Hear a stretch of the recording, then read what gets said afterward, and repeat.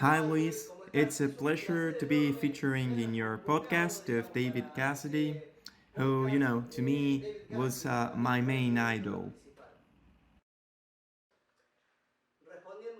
To answer your question about whether David was not much appreciated by his fellow musicians, in my honest opinion, as David started off as an actor and knowing his passion for singing and music, I believe he found an opportunity in his role in the Partridge Family, which here and in Spain was called Mamá y sus increíbles hijos.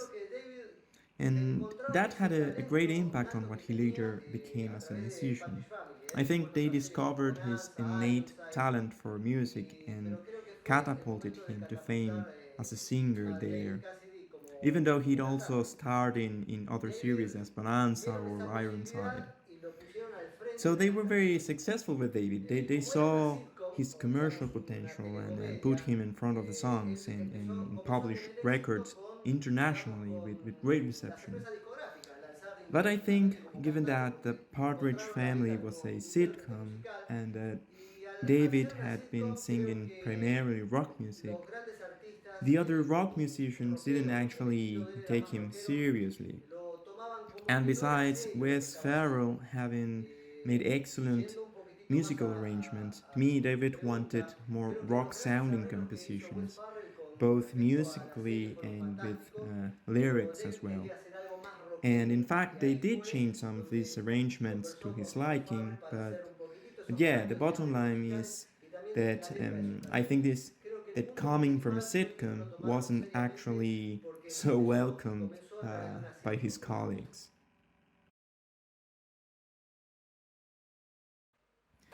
Regarding your question about how my music life began and how I got my admiration for David, to summarize it, let me tell you, it all started around age 11 or 12, just before my adolescence, watching the Partridge Family.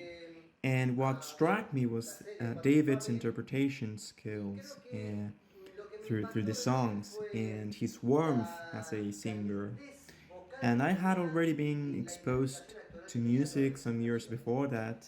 My mother used to sing beautifully, and coming from an Italian family, we were always listening to music. So that led to my parents insisting on me taking guitar lessons, and that's how I started learning music more seriously. But yeah, it was thanks to David and his talent and charisma that I realized that I wanted to do music for life, and I followed him as a guide to what I later started doing myself.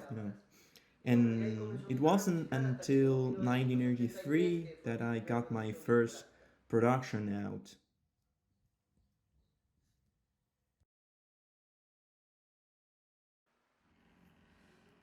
Answering your question about which David songs I've recorded or ever performed, I actually recorded a lot of his songs, and many of them haven't been published. But the ones that got out were three. One of them is I Woke Up in Love This Morning, the other Lying to Myself, and I also released Tell Me It's Not True. Those are songs I absolutely loved, their arrangements and how David's interpretative format is portrayed. I believe those were the songs that I was most impacted by and that most got my attention. Because I was always more of a balladeer than a rocker, and I got to a point in my life that I had to answer myself why I still hadn't interpreted songs by my idol, and I did. I ended up recording these three songs. You asked me about what I felt during my Australian tour, and naturally, visiting places related to David to me was very exciting. It was by 2012 when Franco Iacono with Eventos Latinos summoned me to go to Australia, and I had already released Solo Robbie, which features one of David's songs, Tell Me It's Not True. And I remember thinking on the plane flying to Australia, I will be where my idol was, where many of his fans were, where actually people asked for him crying in front of other performing musicians.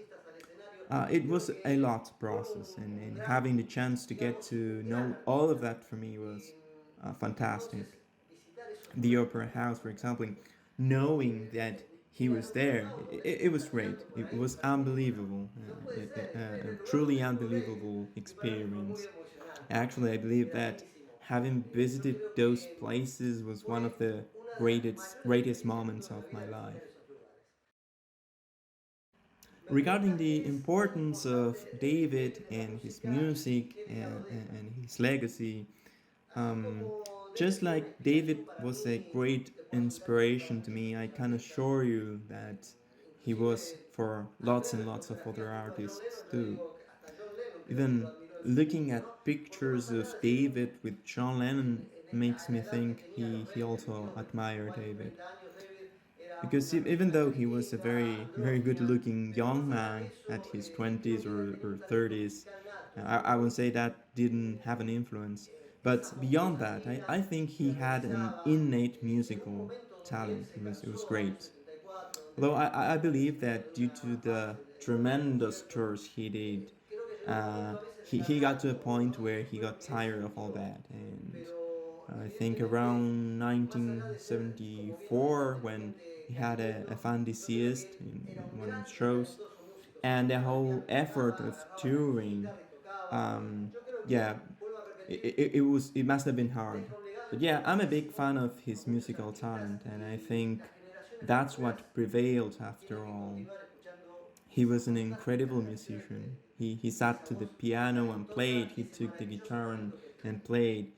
As I said earlier, he left a very important legacy for a great number of musicians and artists, and I would love that future generations still listen to his music, to his fantastic songs, to his beautiful voice.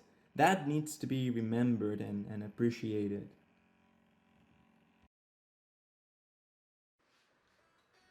When I'm a Rock and Roll Star by David Cassidy. A great start for me.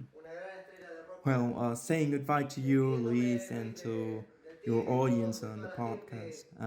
I'm so grateful and moved by this opportunity of showing my music and sharing my love for David and his work and his legacy on me. Let me play you all a song of my own that's actually on the album Solo Robbie of 2011, which features David's Tell Me It's Not True. And well, this one is called Tell Me How Long, Honey. Hope you enjoy it. Cuántos rincones quedaron vacíos en la habitación de mi corazón.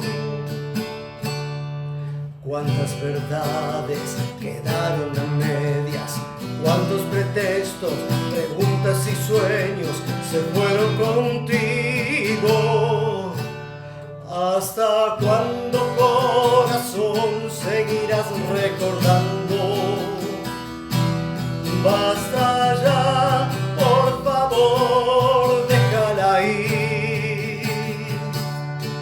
¿Hasta cuándo, corazón, seguiremos así?